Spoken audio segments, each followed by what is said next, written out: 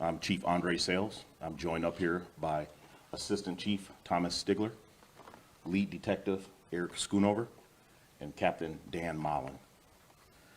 We wanted to brief you all up on an incident that occurred on March 30th, 2021. At approximately 11:37 p.m. that day, Beloit police officers were dispatched to the 1300 block of West Grand Avenue. Upon officers' arrival, they located Jordan Jefferson, who was fatally shot. Over the last 16 months, the Beloit Police Department Detective Bureau has worked extremely hard, dedicated hours, and showed pride and commitment to resolving this situation. Last Thursday, the Madison Police Department was able to assist us in the arrest of Damon, D-A-E-M-O-N, middle initial M, last name Hannah, H-A-N-N-A, male, black, date of birth 12/9/95, as the suspect in the homicide of Jordan Jefferson. We are currently working through the process with the potential of additional arrests in this matter. We'll share limited information in regards to the investigation because we believe there will be additional arrests in this matter. This is an ongoing case, and it shows the dedication and pride that the Beloit Police Department has in bringing justice to our city and to the family members that lose loved ones to senseless gun violence throughout the state of Wisconsin and throughout our nation. If it were not for the community collaboration and the information provided by our community members, this investigation probably would still be ongoing. That shows the dedication, the commitment, and the teamwork that the Beloit Police Department and the residents and the community members of the Beloit Police Department has with each other.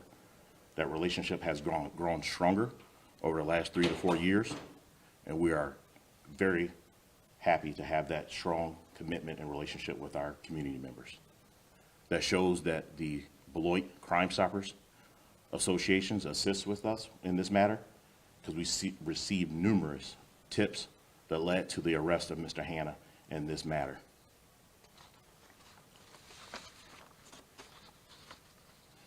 Do you have any questions? 2021 was an especially violent year in the city of Beloit. Can you remind me how many homicides, and then there's a follow-up to this that I'm sure you would be more appreciative of answer, but first, how many homicides in 2021, if you could refresh us? I believe we had 5 last year. And how many now are at least in some way solved? Oh, I don't have those numbers on top of my head. I was just so elated to have that community collaboration and to understand that we've solved an unsolved homicide and a family can rest at peace a little bit now, knowing that a person that took their loved one away from them is behind bars, and we're just waiting for the continuation throughout the justice system. And especially in January, you mentioned how key that community collaboration is.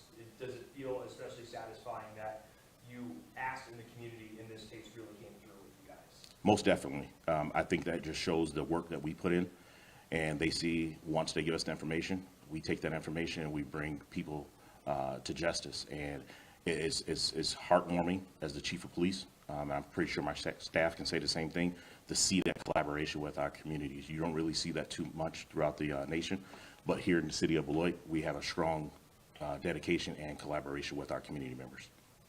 Sir, last year you mentioned that there was a stigma around the community assisting the police department with tips and things like that. Was there a moment in this case or another case you're working on that you felt that flip and the community really stepped forward to help with a lot of those tips? I think our community is seeing a lot of people losing their lives for senseless acts of violence, and I think they're fed up just like we're fed up, and they finally put their foot down. They said that we're going to work with the community, we're going to work with our police department to bring these individuals to justice. You can see that we're having a great time within our community right now, and that's contributed to our relationship with our community members because they're working with us. They're giving us information that's vital to the cases that we have to make these arrests, to bring that probable cause to light and to make sure we have a strong case to take to the DA's office. Is David Hammond from Madison or from Beloit, and was he in custody at the time of his arrest? He was not in custody at the time of his arrest. We worked collaboratively with the Madison Police Department after we developed information, especially Detective Eric Schoonover developed that information. Worked closely with the Madison Police Department. Once again, that shows the partnership that we have with local police agencies. He is from the Madison area, but he has ties to the city of Beloit. Now that you have a suspect in custody, have you gained more clarity about what happened the night of March 30th, 2021 that led to this homicide? It's still an ongoing investigation. We still potentially have some more arrests to make, so I don't want to comment on that just yet.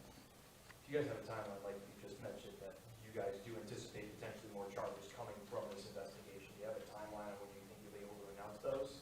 I think that timeline is once we can continue to dove through the evidence that we have, make sure that we're arresting the correct person. I don't want to give a specific timeline because then if we don't meet that timeline, then we have to answer for some other things.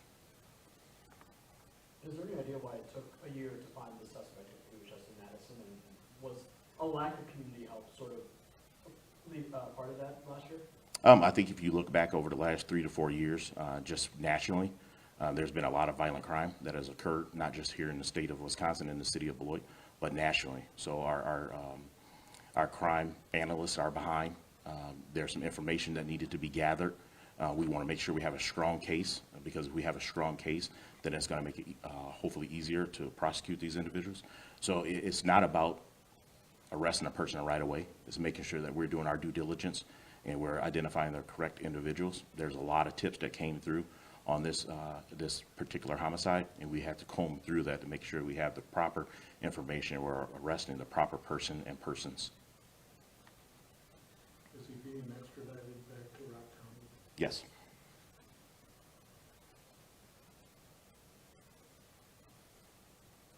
All right. Do you know Once, where in Madison that he was arrested?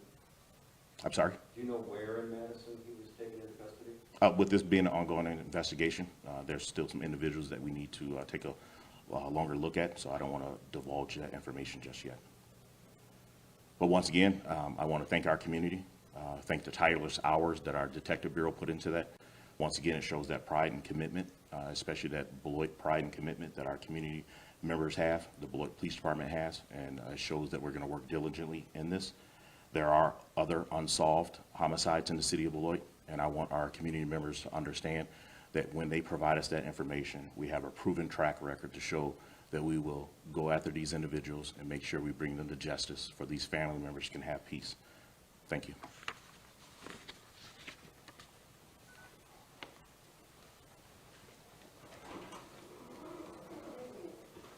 News 3 Now is always on. Get the Channel 3000 app, activate the push alerts, and we will send you breaking news, traffic, and weather alerts as it happens. The Channel 3000 app. Get it now.